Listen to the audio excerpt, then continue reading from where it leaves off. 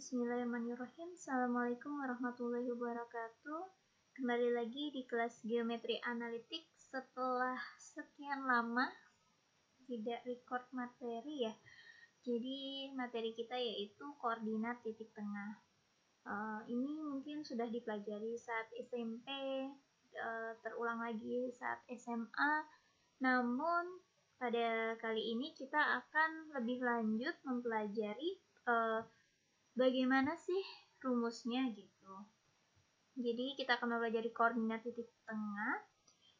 Misalkan diketahui dua buah titik A dan B. A itu dengan koordinatnya X1, Y1, B, X2, Y2. Serta titik C yang terletak pada pertengahan ruas garis penghubung A dan B. Jadi antara A sampai B ini ada C. Nah, di C ini merupakan pertengahan antara garis A dan B. Nah, katakanlah di sini ada titik A1, C1, dan B1 berturut-turut adalah proyeksi titik A, B, dan C pada sumbu X. Jadi, proyeksi titik A disebut A1, proyeksi titik C disebut C1, proyeksi titik B disebut B1. Kemudian tadi A sudah kita sebut bahwa koordinatnya X1, Y1, B sudah kita sebutkan bahwa koordinatnya adalah X2, Y2, maka kita misalkan C ini adalah boleh kita sebut XC, YC. Boleh sih kalau misalkan, boleh nggak yang lain? Boleh, misalkan ini X1, ini X2, berarti X 1,5, tapi kan ribet ya nulisnya, jadi kita XC, YC aja. Kemudian kita tahu bahwa tanda seperti ini kan adalah panjang ya. Panjang dari titik pusat ke titik A1, jadi dari titik pusat ke A1 atau apsis titik A yaitu X1.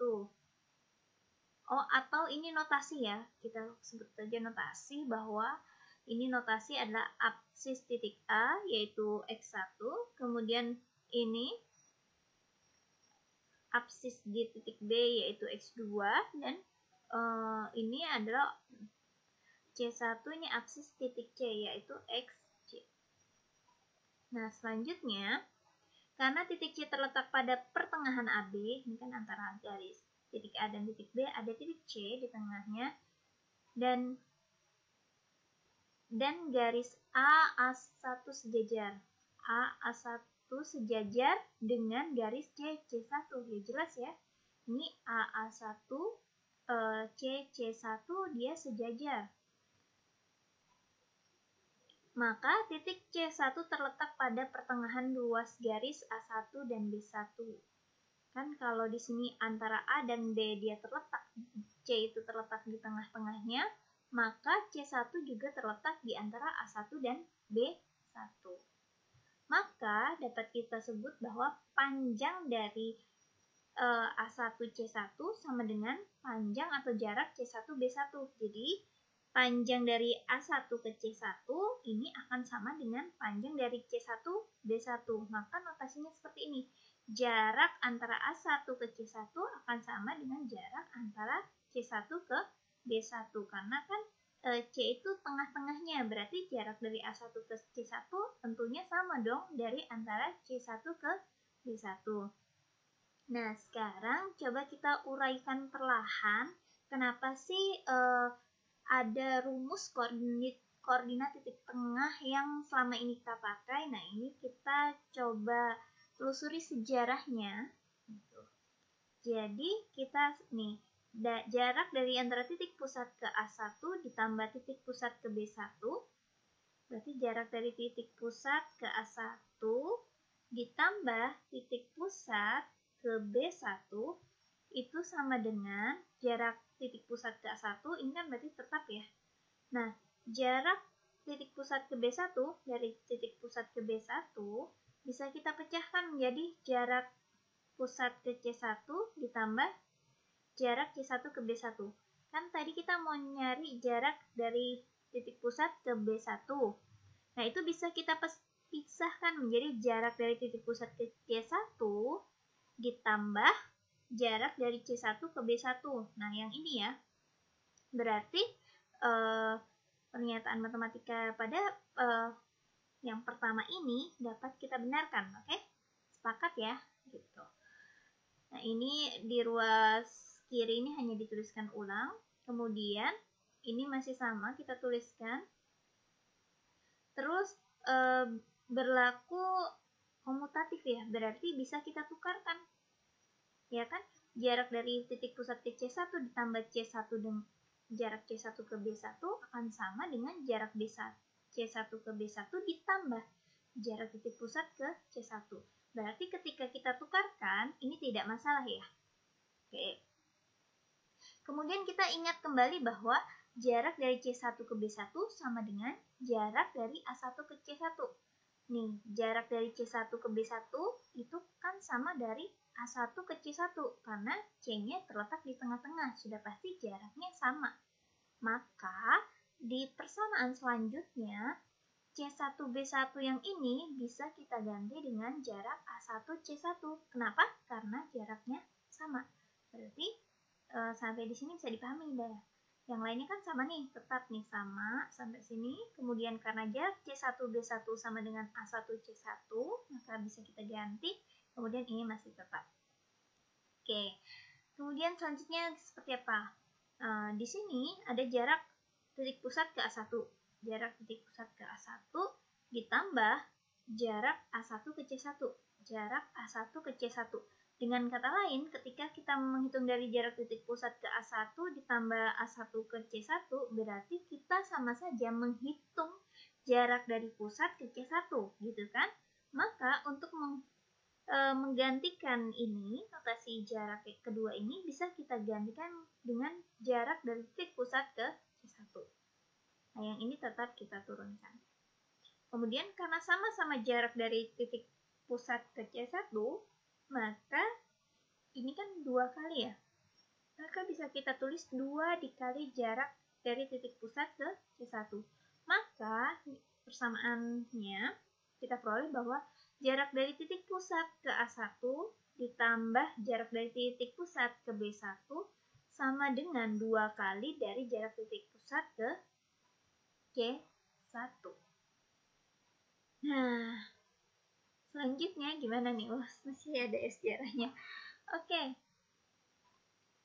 Nah, ini tadi kan kita tuliskan lagi. Kita ingat bahwa tadi notasi di awal ya, disepakati bahwa jarak dari titik pusat ke A1 kita notasikan dengan X1. Kemudian dari titik pusat ke B1 tadi kan karena X2 ya, maka notasinya kita notasikan X2. Dari titik pusat ke C1 kita notasikan dengan XC. Maka pernyataan yang ini bisa kita ubah kan tadi jarak titik pusat ke A1 X1 ditambah jarak titik pusat ke B1 X2 sama dengan 2 dikali jarak titik pusat ke C1 itu kan XC. Jadi kalau kita mau buat persamaan XC, berarti kan semuanya dibagi 2 atau dikali setengah. Kalau dikali setengah kan ini tinggal XC sama dengan setengah dikali X1 ditambah X2. Nah, ini cara untuk memperoleh yang titik X. Nah, yang Y-nya, untuk sumbu Y-nya, kita juga bisa memperoleh hal yang sama dengan cara yang kita lakukan pada sumbu X tadi. Nanti akan memperoleh bahwa XC sama dengan setengah dikali Y1 ditambah Y2. Dari uraian di atas dapat disimpulkan bahwa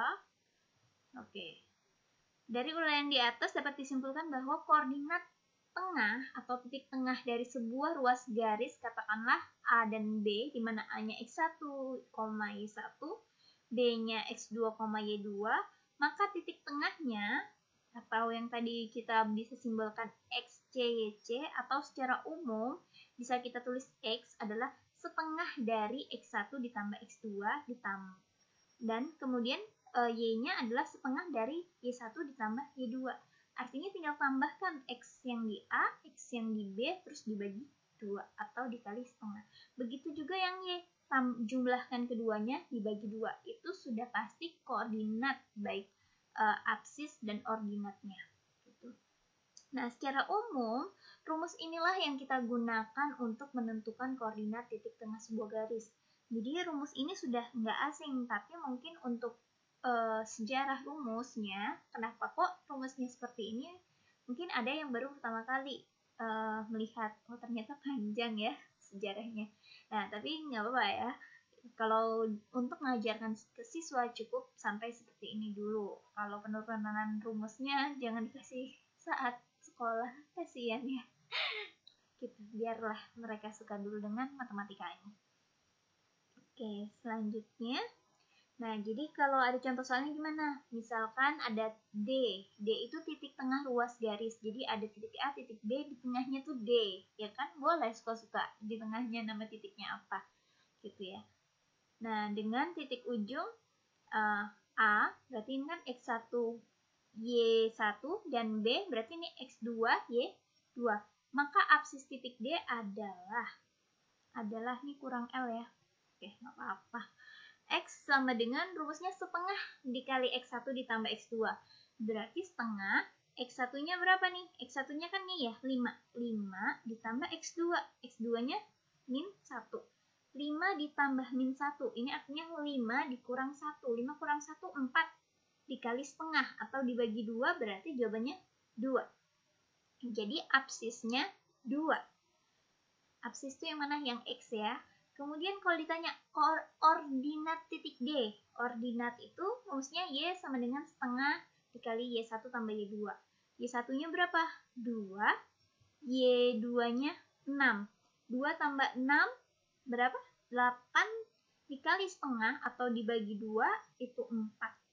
Jadi ordinat D adalah 4. Absisnya 2. Maka titik koordinatnya atau koordinat D yang merupakan titik tengah adalah 2,4 gitu ya, X, Y. Nah, kalau hitung gini cepet ya, tapi kalau disuruh membuktikan rumus, ayo. Oke, selanjutnya kita latihan aja ya. Jadi latihan tentukan koordinat titik tengah dari garis yang menghubungkan antara titik berikut. Jadi anggaplah ini ada dua soal. Ini misalkan titik A 2,3, B 4,7, berarti di sini X1, Y1, ini X2, Y2. Nah, kemudian cari ordinat absis serta koordinatnya seperti contoh sebelumnya. Ini juga ada dua titik, katakanlah titik A, titik B, terus di sini X1, Y1, di sini X2, ini Y2, berarti tinggal tentukan koordinat tengahnya, baik absis, ordinat, dan koordinatnya. Oke, sekian dulu untuk materi hari ini. Insya Allah berlanjut ke materi selanjutnya. Sekian dari saya mohon maaf apabila penjelasannya kurang dimengerti. Saya akhiri. Assalamualaikum warahmatullahi wabarakatuh.